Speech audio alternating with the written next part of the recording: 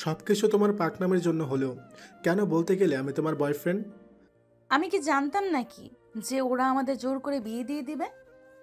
আমাকে চেনো না, আমার সম্পর্কে জানো না, আর ধুম করে বলে দিলে আমি তোমার বয়ফ্রেন্ড। তোমার নামটাও জানি আমি, আর তুমি আমার বউ হয়ে গেলে। এখন কি হবে? কিছুই হবে না, যাও বাসায় যাও।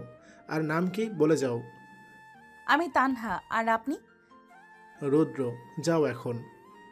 তানহা আর কিছু না বলে চুপচাপ চলে যায়। কি হয়েছে সেটা হয়তো সবাই ভাবছেন। আসলে কলেজে এক বন্ধুর সাথে দেখা করতে এসেছিলাম। কলেজের পুকুর পাড়ে বসে বন্ধুর জন্য অপেক্ষা করছিলাম। তানহার বান্ধবীরা ওর সাথে বাজি ধরেছে আমাকে আই লাভ ইউ বলে জড়িয়ে ধরতে। এসে সেটাই করে। আর এখানকার কিছু পাতি নেতা এসে জোর করে বিয়ে পড়িয়ে দিয়ে চলে যায়। মেয়েদের আমি বিশ্বাস করি না। একবার একজনকে বিশ্বাস করে ঠকেছি, তাই কখনো বিয়ে করব না বলে ঠিক করি। কিন্তু এই মেয়ের পাল্লায় পড়ে আমার কুরবানি হয়ে গেল। কলেজে আর না থেকে বের হয়ে গাড়ি নিয়ে সোজা বাসায় চলে আসি। বাসায় যদি আব্বু এই কথা শুনে তাহলে আমাকে মেরেই ফেলবে। এমনিই কলেজে আসতে দিতে চায় না কোনো ছেলের সাথে কথা বলবো বলে, আর এখন সোজা বিয়ে হয়ে গেল। আর ক্লাস করতে ইচ্ছে করছে না। কলেজ থেকে বের হয়ে রিক্সা নিয়ে বাসায় চলে আসি। আব্বু নিচে বসে আছে। আমি কিছু না বলে সোজা রুমে চলে যাই। আপু বসে আছে। আমার মন খারাপ দেখে আপু বলে, কি রে তানহা, কি হয়েছে তোর? মুখটা এমন মলিন লাগছে কেন? কিছু হয়নি আপু, ভালো লাগছে না, একটু ঘুমাবো। মিথ্যে বলছিস আমাকে, তাই না? তোর মুখ দেখেই বুঝতে পারছি তোর কিছু হয়েছে। আপুকে বলবি না? সত্যি কিছু হয়নি আপু, মাথা ব্যথা করছে তাই এমন লাগছে। আপুকে আর কিছু বলতে না দিয়ে উল্টো পাশ হয়ে শুয়ে থাকি। আর রুদ্রর কথা ভাবছি। ছেলেটা দেখতে খুব স্মার্ট। যদি সবার মত নিয়ে আমাদের বিয়েটা হতো তবে কতই না ভালো হতো। আমি তানহা, এবার অনার্স ফাইনাল ইয়ারে পড়ছি। বড় আপু তন্নি, আব্বু আর আম্মুকে নিয়ে আমাদের পরিবার। বাসায় আসতেই আম্মু সামনে এসে দাঁড়ায়। কিছু বলবে আম্মু? মাত্র 4 দিন হলো দেশে ফিরেছিস। কোথায় বাসায় থাকবি? তা না করে বাইরে ঘুরছিস? বন্ধুর সাথে দেখা করতে গিয়েছিলাম, ঘুম আসে, পরে কথা বলবো। আম্মুকে কিছু বলার সুযোগ না দিয়ে রুমে চলে আসি। দরজা বন্ধ করে ব্লেজারটা খুলে ছুঁড়ে মারি। রাগে শরীর কাঁপতেছে রীতিমতো। আমি আর কারো মায়ায় নিজেকে জড়াবো না। সব মেয়েরা এক। নিজের স্বার্থ শেষ হলে ছুঁড়ে ফেলে দেয়। ড্রয়ার খুলে সিগারেটের প্যাকেট নিয়ে ব্যালকনিতে চলে আসি। প্যাকেট থেকে একটা সিগারেট বের করে জ্বালাই। আমি রুদ্র নীল চৌধুরী। বাহির থেকে পড়ালেখা শেষ করে 4 দিন আগে দেশে ফিরেছি। কী জন্য দেশের বাইরে গিয়েছিলাম সেটা পরে জানতে পারবেন। সিগারেট শেষ করে রুমে এসে শুয়ে পড়ি।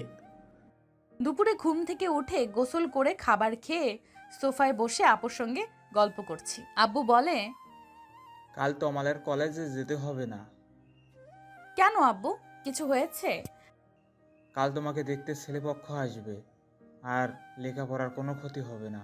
ছেলে নিজে বলেছে তুমি লেখাপড়া করতে চাইলে সে বিয়ের পরেও তোমাকে পড়াবে। আমি এখন বিয়ে করব না আব্বু। তোমার মতামত তো আমি জানতে চাইনি, আমি আমার কথা জানিয়েছি। চুপচাপ রেডি হয়ে থেকো। বলেই আব্বু চলে যায়। এখন কি করব? আব্বুকে কি করে বলবো আমার বিয়ে হয়ে গেছে? সেটা যেভাবেই হোক হয়েছে তো। আমার রুদ্রর সাথে কথা বলতে হবে, কিন্তু ওনার নাম্বার বা ঠিকানা তো আমি কিছুই জানি না।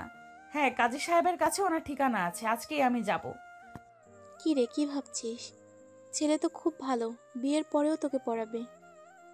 দুলাভাইও তোকে বিয়ের আগে এসব বলেছে। পড়তে পেরেছিস তুই? উল্টো পড়ার কথা বলতে গেলে বিচ্ছিরি ভাষায় বকা শুনে এসেছিস। আমি তোর মতো ভুল করব না। আব্বুর কথার বাইরে যেতে পারবি তুই? আব্বু তোকে বিয়ে দিবে, যখন বলেছে বিয়ে দিয়েই ছাড়বে। আমি তন্নি নয়, আমি তানহা। বলেই উঠে রুমে চলে আসি। ব্যাগটা নিয়ে বাসা থেকে বের হয়ে কাজী অফিসে চলে আসি। কাজী সাহেবের থেকে ঠিকানা নিয়ে রওনা দেই রুদ্রর বাসার উদ্দেশ্যে।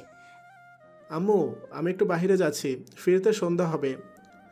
তোর কি বাসায় থাকতে ইচ্ছে করে না নাকি? বাইরে কি সারাদিন তোর? সন্ধ্যায় তো চলে আসবো, আমি গেলাম। বলেই বাসা থেকে বের হয়ে গাড়ি নিয়ে চলে আসি নদীর পাড়ে, পুরনো কিছু স্মৃতির মাঝে নিজেকে খুঁজে পেতে। একটা বিশাল বড় বাড়ির সামনে এসে রিক্সা থামায়। আমি রিক্সা ভাড়া দিয়ে বাসার সামনে এসে কলিং বেল দিই। একজন ভদ্র মহিলা দরজা খুলে আমাকে পা থেকে মাথা পর্যন্ত দেখে বলে, তুমি কে মা? কার কাছে এসেছো? এটা কি রুদ্রনীল চৌধুরীর বাসা? হুম, আমি রৌদ্রর আম্মু। রৌদ্রর সাথে তোমার কি সম্পর্ক? ওনাকে একটু ডেকে দিবেন আন্টি, ওনার সাথে কিছু কথা ছিল। আম্মু, রুদ্র তো বাসায় নেই, একটু আগেই বাহিরে গেল। আমি ভেতরে যাই, আন্টি আমাকে বসতে বলে। আমি মুখোমুখি হয়ে সামনের সোফায় বসে বলি, আচ্ছা, আমাকে তুমি বলতে পারো, আমি রৌদ্রকে বলে দিব। আমি ভয়ে ভয়ে আজকে সকালে যা যা হয়েছে সব বলি। আমার ভাবনা ছিল উনি আমার কথা শুনে রেগে যাবে, কিন্তু উনি আমার ভাবনা ভুল প্রমাণ করে দেয়। আমার পাশে বসে আমার কপালে চুমু দেয়, দুগালে হাত রেখে বলে, তুমি আমার রৌদ্রের বউ? মাশাল্লাহ, তুমি দেখতে খুব মিষ্টি। তোমাদের বিয়ে যেভাবেই হয়েছে, বিয়ে তো হয়েই গেছে। আমি রৌদ্রকে বিয়ে করানোর জন্য চেষ্টা করছি, কিন্তু ও রাজি হয়নি। আমি তো ভেবেছিলাম হয়তো ছেলের বউ না দেখেই হয়তো মরে যাব। তোমাদের বিয়ে নিয়ে আমার কোনো সমস্যা নেই। আমি তোমাকে আমার বৌমা বলে স্বীকৃতি দিলাম। বলেই আন্টি তার গলার স্বর্ণের চেন খুলে আমাকে পরিয়ে দেয়। আমি অবাক হয়ে আন্টির দিকে তাকিয়ে আছি। এত সহজে আন্টি আমাকে মেনে নিল? আমার চোখ থেকে পানি পড়ছে। আন্টি আমার চোখের পানি মুছে দিয়ে আবার কপালে চুমু দেয়। এই পাগলি মেয়ে, কান্না করছিস কেন? আমি রুদ্রকে কল করে আসতে বলছি। আন্টি রুদ্রকে কল করে তাড়াতাড়ি বাসায় আসতে বলে, কিন্তু কেন, কি হয়েছে কিছুই বলেনি। 10 মিনিটের মধ্যে রুদ্র বাসায় চলে আসে। আমাকে দেখে ভূত দেখার মতো তাকিয়ে আছে। আমি খুব খুশি হয়েছি বাবা। বৌমাকে আমার খুব পছন্দ হয়েছে। আমি বৌমার থেকে সব শুনেছি। তুই বৌমার সাথে কথা বল, আমি একটু পায়েস করে আনছি। আমার ঘরের লক্ষ্মী এসেছে। বলেই আম্মু কিচেনে চলে যায়। আমি তানহার সামনে সোফায় বসে বলি, তুমি এখানে? আমার বাসা চিনলে কিভাবে? কাজী অফিস থেকে আপনার বাসার ঠিকানা নিয়ে এসেছি। তা হঠাৎ আমার বাসায় কেন? আর আম্মুকে কেন বিয়ের কথা বলেছো? আমি তো আপনার সাথে কথা বলতে এসেছিলাম, আন্টি জোর করলো তাই বলতে বাধ্য হয়েছি। আর সব সত্যি বলেছি আমি। হঠাৎ আমার কাছে এসেছো কেন? যেভাবেই হোক আপনার সাথে আমার বিয়ে হয়ে গেছে। আব্বু আমার বিয়ে ঠিক করেছে, কাল ছেলে আমাকে দেখতে আসবে। কথাটা আপনাকে জানানোর প্রয়োজন মনে হলো, তাই এসেছিলাম। তোমার বাসায় তুমি বিয়ের কথা বলনি? আপনি আমাকে মেনে নেবেন কি না সেটা তো আমি জানি না, তাই বলতে সাহস হয়নি। তোমার গলায় আম্মুর চেন, তার মানে আম্মু তোমাকে বৌমা হিসেবে মেনে নিয়েছে? জি আন্টি, সব শুনে আমাকে এটা পরিয়ে দিয়েছে। কাল কখন আসবে ছেলে? বিকেল 4টায়। কি করব আমি? তোমার কিছু করতে হবে না, যা করার আমি করব। আমাকে কি আপনি আপনার বউ হিসেবে মেনে নেবেন? সেটা কাল তোমার বাসায় গিয়ে সবার সামনেই বলবো। আমাদের কথার মাঝে আম্মু পায়েস নিয়ে আসে। তানহাকে আম্মু নিজের হাতে খাইয়ে দিচ্ছে। তানহাকে আম্মু পছন্দ করেছে সেটা বুঝতে পারলাম। কিছু সময় পর তানহা আম্মুর থেকে বিদায় নিলে আমি গাড়িতে করে ওকে পৌঁছে দেই। তানহা বাসার ভিতরে যাবার সময় বলে, কাল সত্যি আপনি আসবেন তো? আসতে তো হবেই, নয়তো আমার বউ অন্য কেউ নিয়ে যাবে, সাবধানে থেকো। বলেই উনি চলে যায়। আমি বাসার ভেতরে যেতেই আব্বু এসে আমার সামনে দাঁড়ায়। আমি ভয়ে ভয়ে আব্বুর দিকে তাকিয়ে আছি। আব্বু বলে, কোথায় গিয়েছিলে তুমি? আমি একটু বান্ধবীর সাথে দেখা করতে। তোমাকে আমি বললাম না কাল তোমাকে দেখতে ছেলে আসবে? তুমি কার পারমিশন নিয়ে বাইরে গিয়েছো? আব্বু আমাকে বলে গিয়েছে, আর বেশি সময় হয়নি। এখন থেকে বাসার বাইরে যাবে না তুমি। যাও, রুমে যাও। আমি আর 1 সেকেন্ডও না দাঁড়িয়ে রুমে চলে আসি। আব্বু কেন আমার সাথে এমন করছে জানি না। রুদ্র, আপনি কখন আসবেন? আপু রুমে এসে আমার পাশে বসে কাঁধে হাত রাখে। সত্যি করে বল তো তানহা, কোথায় গিয়েছিস? বান্ধবীদের সঙ্গে দেখা করতে। তোর চোখ বলে দিচ্ছে তুই মিথ্যা বলছিস। আমাকে তুই এতটা পর ভাবিস? আমার কাছে নিজের মনের কথা বলতে পারছিস না? কাল সব বলবো আপু, আমাকে একটু একা থাকতে দে। ঠিক আছে, তবে কাল কিন্তু কোনো কথা লুকাতে পারবি না। আমি ঠিক আছে বলতেই আপু রুম থেকে চলে যায়। আমি শুয়ে চোখ বন্ধ করে আছি। পরের দিন সকাল 9টায় আব্বু আম্মু আর আমি চলে আসি তানহাদের বাসায়। আব্বুকে দেখে তানহার আব্বু দাঁড়িয়ে যায়। আরে স্যার, আপনি আমার বাসায় আপনি এসেছেন? আমার তো বিশ্বাসই হচ্ছে না। আব্বু তানহার আব্বুকে বলে, আমরা একটা বিশেষ কাজের জন্য এসেছি। বসুন আগে স্যার। তন্নিমা কোথায়? এখানে আয় তো। তন্নি নামটা শুনে বুকের ভিতর ধক করে ওঠে। এটা সেই তন্নি নয় তো? তানহা আর তন্নি আমাদের সামনে এসে দাঁড়ায়। আরে নীল, তুমি এখানে? তন্নি, তুমি? এটা তাহলে তোমার বাসা? তোমরা একে অপরকে আগে থেকে চিনো? জি আন্টি, আমরা ক্লাসমেট ছিলাম। তুমি এখানে কেন? তোমার বোন তানহাকে আমাদের সাথে নিয়ে যেতে। ঠিক বললাম না ভাবি? আম্মু আঙ্কেলকে সব কিছু বলে। সব শুনে আঙ্কেল তানহার দিকে তাকিয়ে বলে, তানহা ওনারা যা বলেছে তা সত্যি? আব্বু, সব সত্যি। যা হবার হয়ে গেছে বেয়াই সাহেব। আমরা তানহা মামনিকে আমাদের সাথে নিয়ে যেতে চাই। তানহা যেহেতু আপনাদের আমানত, আমার কিছু বলার নেই। তন্নি তানহাকে রেডি করে দে। আপু আমাকে নিয়ে রুমে চলে আসে, ওয়ার্ড্রপ খুলে একটা লাল শাড়ি বের করে বলে, তুই নীলকে বিয়ে করেছিস সেটা আমাকে বললি না। আপু আমি ভয় পেয়ে গিয়েছিলাম, আর যেভাবে বিয়ে হয়েছে আমিও জানতাম না উনি আমাকে মেনে নিবেন কি না। বুঝলাম। আপুর মুখে আমি রাগের ছাপ দেখছি। এটার কারণ আমি বলিনি তাই, নাকি অন্য কিছু? আপু আমাকে রেডি করে দিয়ে বাইরে নিয়ে আসে। আমি আঙ্কেল আন্টির পা ছুঁয়ে সালাম করি, এরপর আব্বুকে সালাম করে দাঁড়িয়ে আছি। বেয়াই সাহেব, কাল আমরা ওদের বিয়ে উপলক্ষে আমাদের বাসায় একটা অনুষ্ঠান করব। আপনারা সবাই চলে আসবেন। আমি তন্নির দিকে তাকিয়ে আছি। তন্নি আমার দিকে। তন্নির চোখের কোণে পানি টলমল করছে। সবার থেকে বিদায় নিয়ে তানহাকে নিয়ে চলে আসি বাসায়। আম্মু তানহাকে নিয়ে আমার রুমে চলে যায়। আমি ছাদে এসে একপাশে দাঁড়িয়ে সিগারেট খাচ্ছি। তন্নির সাথে আবার কখনো দেখা হবে আমি এটা চাইনি, কিন্তু এখন তো তানহার জন্য তন্নির সামনে বারবার পড়তে হবে। আর গার্লফ্রেন্ডের ছোটো বোন আমার বউ, এই জন্যই তানহাকে অনেকটা তন্নির মতো লাগছিল আমার কাছে। কিন্তু আমার মাথায় একবারের জন্য এলো না এই কথা। একটা দীর্ঘশ্বাস ফেলে আকাশ পানে তাকিয়ে আছে। রুমে বসে চোখের পানি ফেলছি। আমার ভালোবাসার মানুষটা আমারই আপন ছোট বোনের বর। আমার সাথে কেন এমন হলো?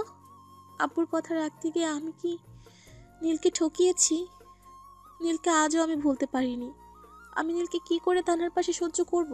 কেন আমাদের সাথে এমন হলো? বেডের মধ্যে ইয়া বড় ঘুমটা টেনে বসে আছি। কি একটা শাড়ি পরিয়ে দিয়েছে, শরীর চুলকাচ্ছে। দরজা খোলার শব্দে বুঝতে পারলাম রুদ্র এসেছে। আমি সামনে বসে আমার ঘুমটা খুলতেই আমি বলি, আমার পুরো শরীর চুলকাচ্ছে, আমি চেঞ্জ করব। তাহলে এত সময় বসেছিলে কেন? যাও ওয়াশরুমে গিয়ে চেঞ্জ করে আসো।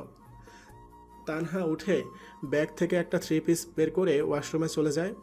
আমি মনে মনে ঠিক করি, অতীতের সব কিছু ভুলে তানহাকে নিয়ে নতুন করে জীবন সাজাবো। তানহা মেয়েটা খুব ভালো, আমি ওকে কষ্ট দিব না। শুয়ে চোখ বন্ধ করে আছি। উফ, এতক্ষণে মনে হচ্ছে শরীর থেকে একটা বোঝা কমলো। রুমে এসে দেখি রুদ্র শুয়ে চোখ বন্ধ করে আছে। আমি ওনার পাশে শুয়ে বুকে মাথা রাখতেই উনি চোখ খুলে আমার দিকে তাকিয়ে বলে, এখন কমফোর্ট ফিল করছো? আসলে আমি শাড়ি পরার অভ্যেস নেই, আর তার উপর নতুন শাড়ি। বুঝতে পেরেছি। তানহা, তোমাকে কিছু বলার আছে আমার। বলুন, কি বলবেন? আমি একটা মেয়েকে নিজের জীবনের চেয়েও বেশি ভালোবাসতাম, কিন্তু মেয়েটা আমাকে ঠকিয়ে চলে গেছে। তারপর ঠিক করেছিলাম কখনো কোনো মেয়েকে বিশ্বাস করব না, জীবনে কখনো বিয়ে করব না। কিন্তু তোমাকে দেখার পর কেন জানি আমার সব কিছু উল্টে পাল্টে গেছে। আর তাই বন্ধুদের দিয়ে তোমাকে আমায় বিয়ে করতে বাধ্য করেছি। মানে সেদিন যে ছেলেগুলো আমাদের জোর করে বিয়ে দিয়েছে তারা আপনার বন্ধু? ওরা আমার বন্ধু। আচ্ছা, মেয়েটাকে আর আপনাকে কেন ঠকালো? কেন ঠকিয়েছে জানি না, আর জানতেও চাইনি এখন। মেয়েটা অন্য কেউ নয়, তোমার আপু তন্নি। আমার কথা শুনে তানহার চোখ অশ্রু সজল হয়ে যায়। দেখেই বোঝা যাচ্ছে খুব কষ্ট করে চোখের পানি আটকে রাখার চেষ্টা করছে। তার মানে আপনি আপুর থেকে প্রতিশোধ নেবার জন্য আমাকে বিয়ে করেছেন? আমি তো জানতামই না তুমি তন্নির বোন। আজকে তোমাকে আনতে গিয়ে জানতে পারলাম। আমি তোমাকে ভালোবেসে ফেলেছি প্রথম দেখায়, আর তাই বিয়ে করেছি। বিশ্বাস হচ্ছে না? ওয়েট, দেখাচ্ছি। বলেই উনি ওনার মোবাইলটা আমার হাতে দেয়। আমাকে পাসওয়ার্ড বলতেই আমি লক খুলে দেখি ওয়ালপেপারে আমার একটা ছবি। দেখেই বোঝা যাচ্ছে ছবিটা লুকিয়ে তোলা হয়েছে, আর আমাদের যেদিন বিয়ে হয় তার আগের দিনের ছবি। আমি অবাক হয়ে রুদ্রর দিকে তাকিয়ে আছি। রুদ্র আমার 2 হাত ধরে ওর বুকের কাছে টেনে নিয়ে গিয়ে বলে, আমি আবার নতুন করে জীবনটা সাজাতে চাই, আর তার জন্য আমার পাশে তোমাকে চাই। আমি কোনো প্রতিশোধ নেবার জন্য তোমাকে বিয়ে করিনি, তোমাকে ভালোবাসি তাই বিয়ে করেছি। পারবে না আমার অতীতকে ভুলে গিয়ে আপন করে নিতে? ভালোবাসি বলেই তো আবু বিয়ের কথা বলেছে বলে আপনার কাছে ছুটে এসেছি। আপনার মনে কোনো খারাপ কিছু নেই, তাই তো নিজের অতীতের সব কথা না জানতে না চাইতেও নিজে থেকে বলে দিলেন। রুদ্র আমাকে শক্ত করে ওর বুকে জড়িয়ে ধরে। পেছনের সবকিছু ভুলে আমরা নতুন করে জীবন শুরু করার জন্য। তারপর আর পড়তে হবে না, এখন ইতিহাস পাতিহাস সব কিছু হবে। সকালে ঘুম থেকে উঠে দেখি বউ আমার গোসল করে মাত্র বের হয়েছে। আমি উঠে ওয়াশরুমে গিয়ে তানহাকে তোয়ালে দিতে বলি। আমি তোয়ালে দিতে গেলে রুদ্র আমার হাত টেনে টান দিয়ে ওয়াশরুমে নিয়ে জড়িয়ে ধরে। কি করছেন? আমি তো মাত্রই গোসল করেছি। তাতে কি হয়েছে, আমার সাথে আবার করবে? বলেই আমি ঝর্ণা ছেড়ে দেই।